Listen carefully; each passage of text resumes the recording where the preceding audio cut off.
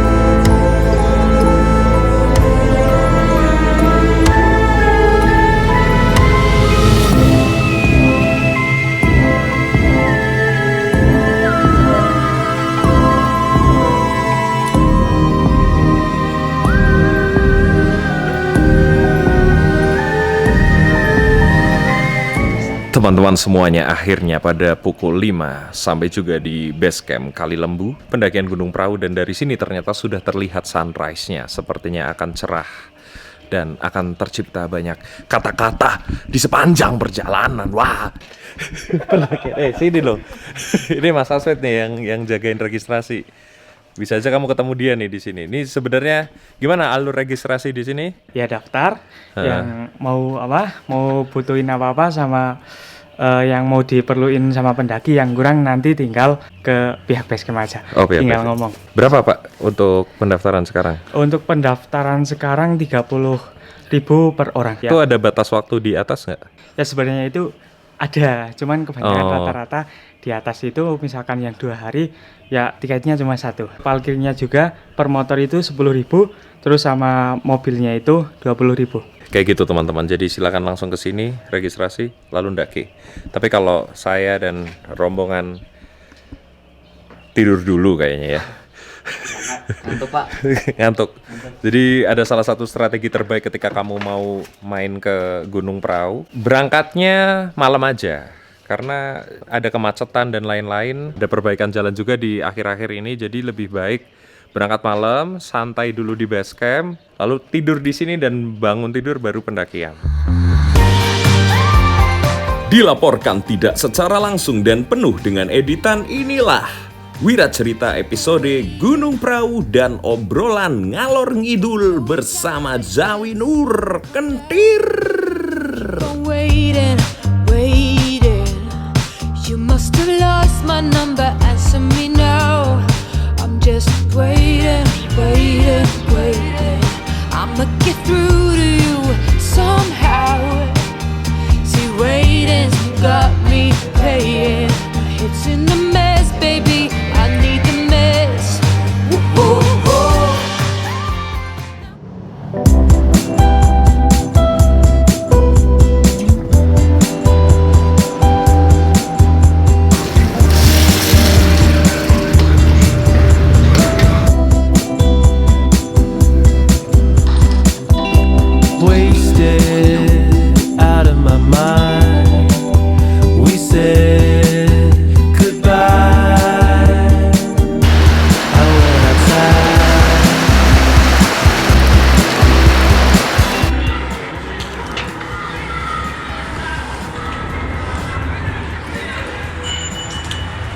Ternyata ya walaupun udah sukses dan belanja apapun tinggal ambil,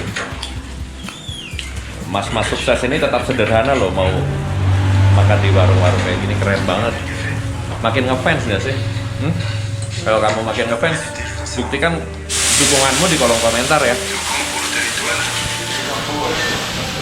Cok.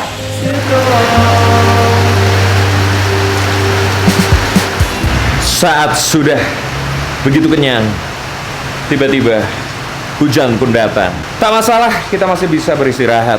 Tapi kita tidak pernah tahu rintangan apa yang akan kita kembali hadapi kelak ketika setelah rehat. Karena orang satu ini begitu sibuk mengurus banyak hal, perdamaian dunia, pertarungan antara ego dan mager. Ini adalah fitrah. Ini orang di balik setiap video-video Jawin. Yang ku dengar dari seorang kawan nun jauh di sana. Dia juga mahir memberi kata-kata. Bang, tolong bang yang gitu bang. Ayo, hujan. Hujan. Nah, Tak ada yang mampu membasahi kecuali kepergianmu yang membuatku meratapi. you, Terima kasih, Bang. you break my heart, just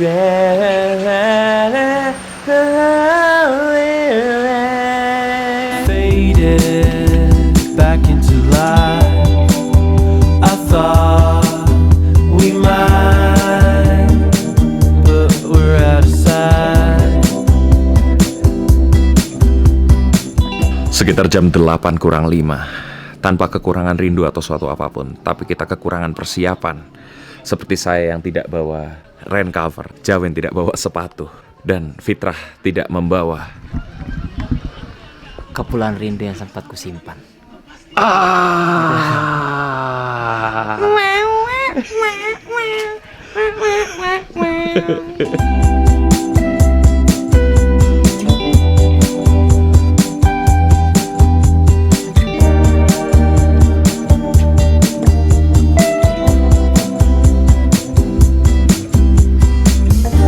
Now I see it clearly in my mind, clearly where to start to decide to go on.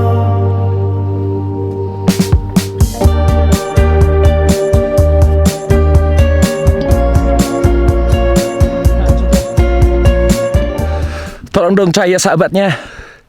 Wow, teman-teman, karena saya ternyata bersama influencer yang sangat anti mainstream, sangat menyukai hal-hal gaib, menyukai hal-hal yang di luar nalar, di luar kepala manusia. Bahkan ide-ide kali ini pun sungguh di luar nalar dan rencana. Jadi tadinya kita sudah mau melewati jalur ini, tapi kita sepertinya akan menuju ke sebuah kelucuan untuk pindah jalur. Wow, ini seperti analogi terus. Udahlah, langsung lah turun. Nih orangnya udah di situ. Yuk balik nih, udah hujan tuh. Rintik-rintiknya udah kelihatan. Gas.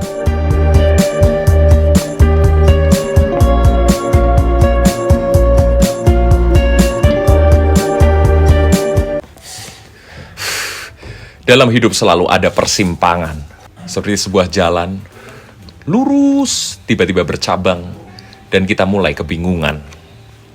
Atau seperti individu dalam tanah lapang yang bingung kemana harus ditunjang. Yang penting Oke. Menilik berbagai situasi dan juga berbagai persepsi. Selalu ada hal yang dibahas ketika kita mulai istirahat seperti ini. bicara kehidupan atau sekedar bincang ringan. Bisa jadi filsafat atau lu punya cuan. Lu punya kuasa. Tai. Nah, kita kembali Menjadi bocah kehidupan. Oke, sebelum kita menginjakan tanah di Dieng ini, ada sebuah rencana. Hey, bagaimana kalau kita naik perahu? Iya kan? Lewat mana? Patak Banteng. Oke. Lalu tiba-tiba sesosok manusia yang kita tongkrongi kedai kopinya berbicara bahwa Kali Lembu asik nih. lalu kita putuskan untuk Kali Lembu asik nih. Lalu kita sampai di Kali Lembu asik nih. hujan pun tiba Ternyata tidak asik. dan kita pun tetap memaksakan menuju ke atas sana. Hingga akhirnya kita berbicara tentang apa itu cukup. Di channelnya Anda. Dan sekarang di channel ini kita beristirahat untuk menuju ke titik selanjutnya. Jadi kita harus Setelah cukup yang tadi. Masih ada yang harus kita bahas di sini. Dan mulai kembali berekspektasi. Maka bagi Bang Daswin nih, ekspektasi itu apa?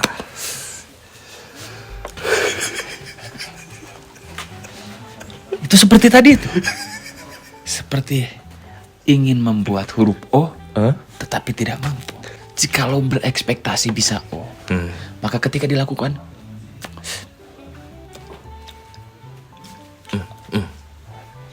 akan melahirkan kekecewaan. Ketika tidak ditunjang usaha yang sesuai dengan yang diekspektasikan. Berarti ada landasan percaya diri dong di situ. Atau landasan tidak tahu diri. Oke. Jadi kepercayaan terhadap diri itu harus seperti apa? Sebelum menentukan landasan kepercayaan diri, temukan cerminnya. Bercerminlah. Agar kamu tahu kamu di mana, sejelek apa.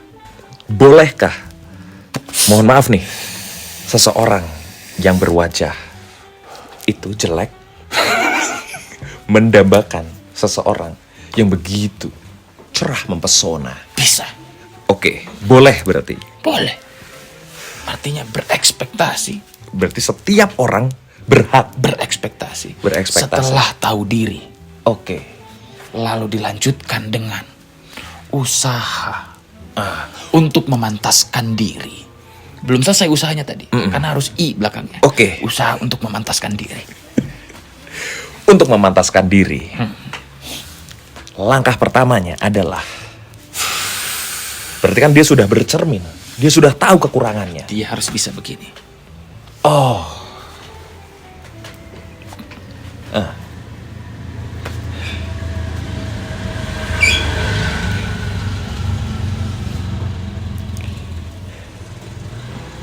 Ternyata begitu susah untuk memantaskan diri. Baru langkah awal. Itu baru langkah awal.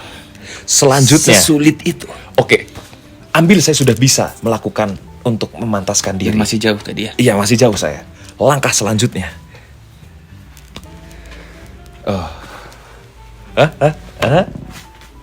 Satu dulu. Kanan dulu. Kiri dulu tidak boleh. Takut dianggap pemberontak. Gimana? Semua ada aturannya. Saya tidak mau bahas lanjut yang tadi.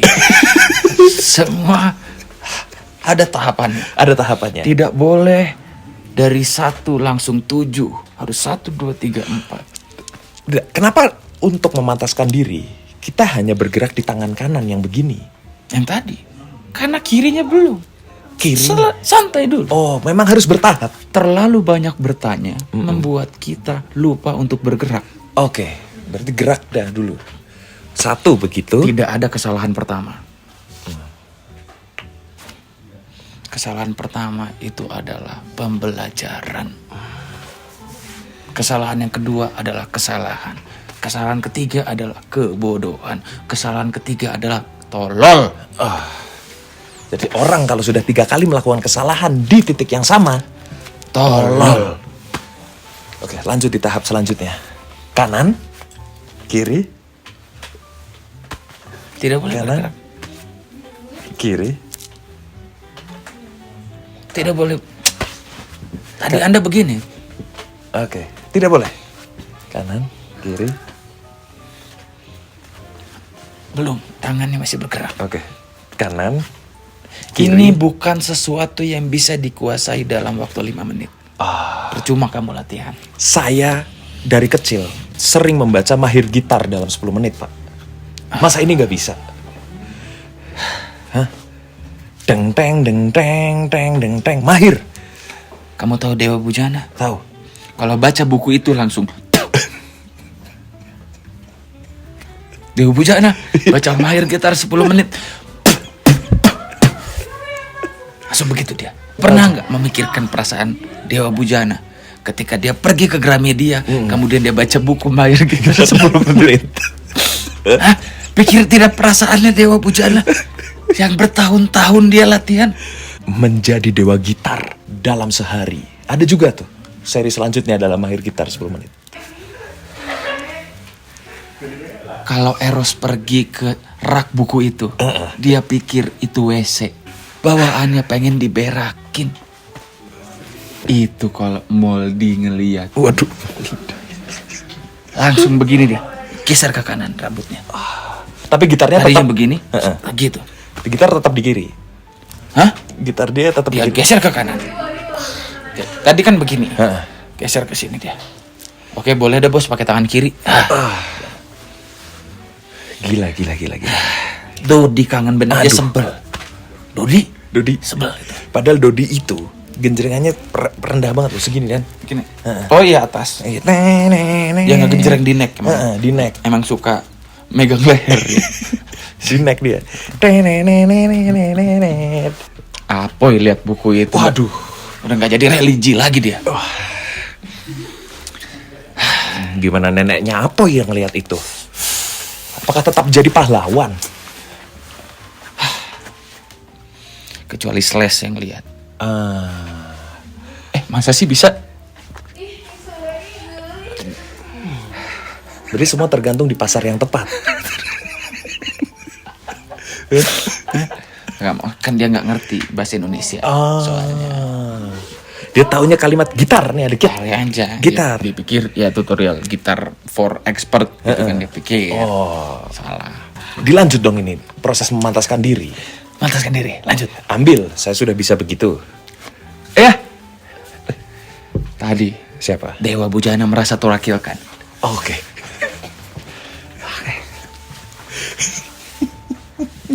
Lalu begini. Ya, tadi begini dia. Dia udah ada di tahap itu. Dewa Bujana. Tapi pasti sudah bisa di tahap ketiga dong. Dewa Bujana? Heeh. Belum tentu. Belum tentu. Karena tahap ketiganya adalah Saya bahkan belum terlalu lancar. oke. Gini.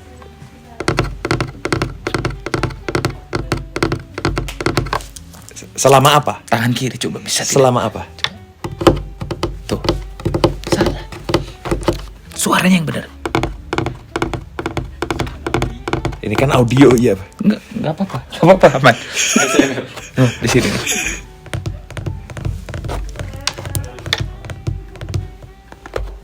Nah, jadi gini. 3 kali. Shh. Diseret. Diseret. Set. Nah, seret. Kurang. Susah. Jadi memang proses memantaskan diri itu perlu proses yang panjang dan begitu susah. Oke, ambil dia sudah mengerti cara memantaskan diri. Lalu bolehkah dia langsung mendamba seseorang yang dia kasihi? Boleh mendamba saja tapi tanpa berharap bisa memiliki. Oke. Kalau untuk memiliki, Seperti kebanyakan pengecut. wah. Kalau untuk dianggap bahwa dia akhirnya dinilai mampu untuk memiliki, Tergantung dia sudah bisa membersihkan karburator sendiri atau tidak. miokarbu itu. Betul. Kalau dia sudah bisa. Baru boleh. Tapi apakah Sama begini. apa? Pakai tangan. Kita. Enten tanpa cuk Tanpa cuk. Bisa. baru boleh. Tutup lubang angin pakai tangan. Yang gini gitu. Baru dia boleh. Oke. Sedangkan sekarang dia sudah pantas, sudah memiliki motor itu. Geser ke Mega Bro. Kenapa?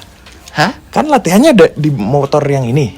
Kenapa saat mau menemui Tambah cintanya? level lagi. Sampai akhirnya bisa pantas dengan target yang diinginkan. Oke. Lalu kepantasan. Itu seperti apa menurut Bang Daswin? Ini saya akan jelaskan di stand up show saya di tahun depan. Tentang kepantasan.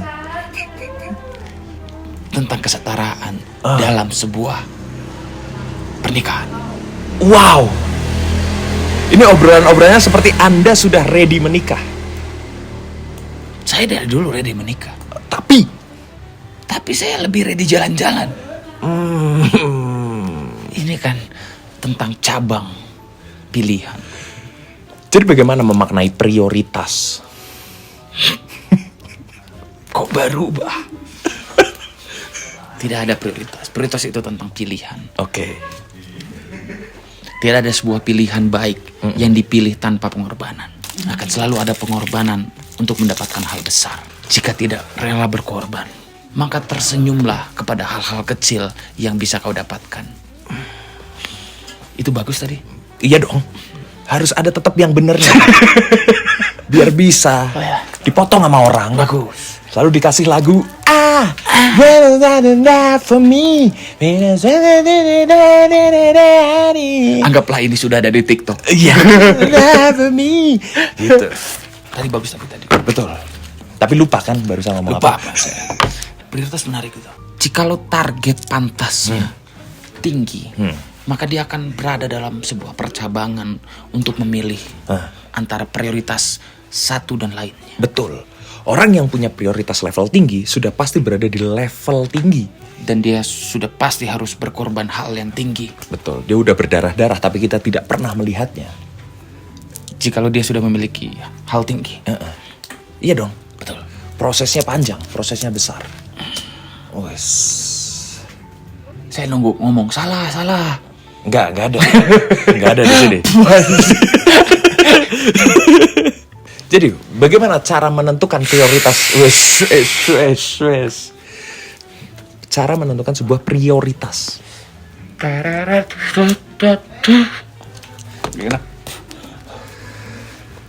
Prioritas itu tentang pilihan. Oke.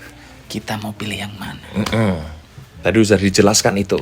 Udah ya. Tapi untuk menentukan bahwa ini adalah yang saya pilih, adalah hal yang saya tidak akan sesali di masa depan. Tidak ada yang bisa menjamin. Oke. Setiap orang pasti pernah menyesal.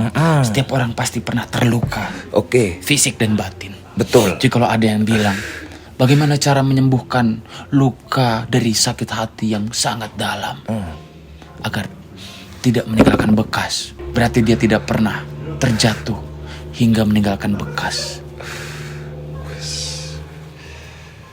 Some scars, some says left a scars. Berarti sudah tentu tadi ada rangkuman tentang pengorbanan, kepantasan, lalu sampai kita mendapatkan sesuatu hal yang walaupun kita kelak sesali, kita telah tumbuh menjadi manusia yang baru. Atau ada konklusi lain, agar si orang ini dalam sesalnya tetap bisa berdiri tegak dan melanjutkan hidup tanpa harus terkungkung dalam lukanya sendiri. Ada kesalahan-kesalahan yang tidak bisa dihindari. Bukan ada, banyak. Banyak, oke. Petani mana yang mau mencangkul batu? Tidak ada. Tidak ada. Tapi dalam mencangkul pasti dia kena batu. Ada yang mengartikan itu sebagai keberuntungan, ada yang mengartikan itu sebagai kesialan. Dan ada yang setelah ia mendapatkan hal tersebut apapun itu, yang menyesali. Ada juga yang mempelajari. Seberapa dalam Apa tuh? Bang Daswin pernah terluka setelah semua perjalanan Anda lalui mencapai sebuah level-level yang mungkin dulu Anda impikan? Saya tidak pernah terluka. Karena dari tahun 2010, saya sudah terluka. Apa yang kamu lihat di TV, film, itu bukan terluka. Itu adalah jawaban dari sebuah kesalahan. Itu. Jokes internal. Lalu sekarang masuk ke bagian akhir, yaitu tips buat para kawan-kawan yang sedang ingin memantaskan diri, ingin menemui sebuah level yang tinggi, ingin mengerti tentang bagaimana cara menjadi seorang lelaki yang tak apa kala dilukai. Biarkan saya dalam menutup ini mengutip kalimat indah dari Imam Syafi'i. Masya Allah, silahkan Bang Daswin. Jikalau jangan berisik. Udah malam, Mbak. Iya, jangan berisik. Jikalau engkau Jangan terlalu pelan juga, Pak. Oh iya. Segini. Iya. Jikalau engkau tidak mau merasakan pahitnya belajar, maka tersenyumlah pada kemiskinan.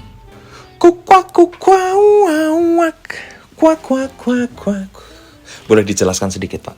Jikalau tidak mau merasakan Pahitnya belajar, dalam maka konteks apapun, maka tersenyumlah pada kemiskinan. tersenyumlah pada Saya kemiskinan. lupa ya tersenyumlah atau apa, tapi poinnya itu. Imam Syafi'i. Tapi poinnya itu. Belajar di sini tuh bisa diartikan banyak hal. Oke. Bisa dari mempelajari kegagalan, bisa jadi mempelajari situasi, bisa jadi mempelajari pengalaman, yang kemudian semua itu menjadi data yang disimpulkan dalam kemampuan komprehensif, submisif, pasif income. Pada akhirnya Ya, kita butuh passive income. betul. Tapi jikalau tidak mau merasakan pahitnya belajar, darah yang mengalir dari lelahnya Berpikir. bertindak, mengorbankan perasaan, maka tersenyumlah pada kemiskinan yang pasti akan datang. Kecuali kamu lahir dari rahim istri Abu Rizal Bakri. Begitulah teman-teman, semoga bisa membuka cakrawala pikir atas menjadi seorang yang pantas untuk mendamba seseorang dan juga menjadi seorang lelaki yang lebih greng dan ger dan wow Rocky Greng. greng. Sampai jumpa di obrolan-obrolan lain.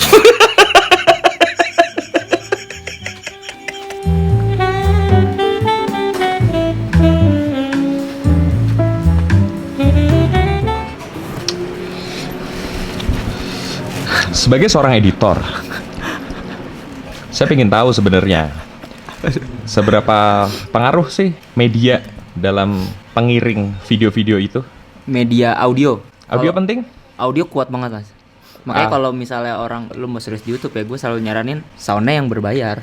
Kayak modelan Bang Jawin. Hah? Kalau misalnya lu pakai free dari YouTube mah nggak dapet feel-nya, kurang. Pilihannya terbatas. Berarti audio sangat penting. Penting. Terus selanjutnya, apakah kata-kata sebagai tambahan dari audio itu penting? Penting gak penting sih. Pentingnya kalau untuk menunjukkan informasi kali ya. Atau misalnya itu VO, paling enak ditambahin subtitle. Kalau nggak pentingnya misalkan, Kalau misalnya audionya blablabla, nah itu nggak usah dikasih teks. oh Nggak gitu. penting, Mas. Berarti nggak boleh ada orang bikin video isinya doang. Kalau gue sih saranin jangan. Oh, disaranin jangan. Betul. Keren banget Mas Fitra. Gitu. Makasih loh. Aku cukup yakin ada orang yang lagi ngedit dan kepikiran ngasih blur dalam video perjalanannya, tapi udah diingatin nih sama Ya, Mas Fitra. Keren. siap. Makasih ya. Sami-sami. Tips-tipsnya nih. Wah, Cium dong. udah. Muah. Setelah akhirnya saya berhasil berbincang dengan sang filsuf, lihat dia sedang mengeluarkan unek-unek dari dalam dadanya yang selalu bergemuruh itu, memberikan gemuruh yang sama pada jiwa saya untuk tetap melanjutkan perjalanan ini. Tapi kita tidak pernah tahu akhirnya akan seperti apa Untuk yang menyelesaikan apa yang dimulai sejak awal. betul. Puncak perahu. Mari kita tuju bersama.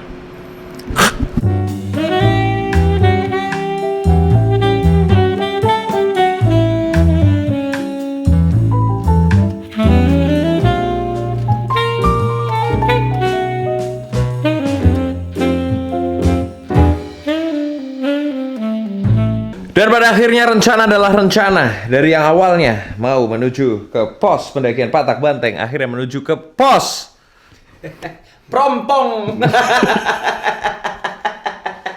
Inilah dia kehidupan. Hidup bro, nggak ada yang tahu bro. Saya pernah dengar dari seorang kawan bahwa kau punya singkatan terhadap perahu. Ayo, sini. Kamu kan jarang masuk kamera. Perahu, P. Pura-pura. R. Ranjau. Aduh, agak bisa Aduh. tuh. Mas bilang Mas, bisa gak? Bisa diulang yuk. Perahu, P. Pura-pura. R. Rantau. Itu agak susah juga Mas. Agak susah juga. Wah, Nggak ada cinta udah, cukup lah. Perahu adalah pura-pura rindu. Au!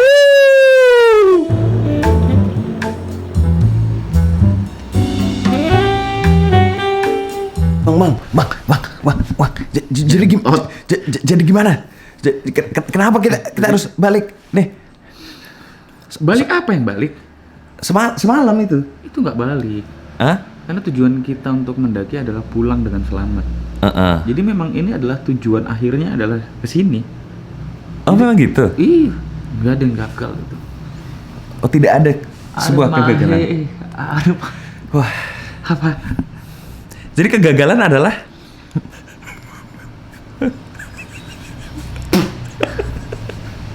Jadi begitu teman-teman, alasannya. Semoga bisa dimengerti. Kalau tidak dimengerti ya itu urusanmu ya. Kami di sini hanya mencoba melakukan sebuah perjalanan dan berakhir dengan cara seperti ini. Coklatos. Anjing sampah. Begitu. Semoga video ini memberikan inspirasi dan hal-hal yang indah untuk kau ambil sebagai sebuah manfaat. Nggak ada, men. Oh, ternyata tidak ada manfaatnya. Kata-kata dong, Bang. Pusing hidup. Sampai jumpa di perjalanan berikutnya. Tetaplah berbiasalah, berbahagialah. Endir.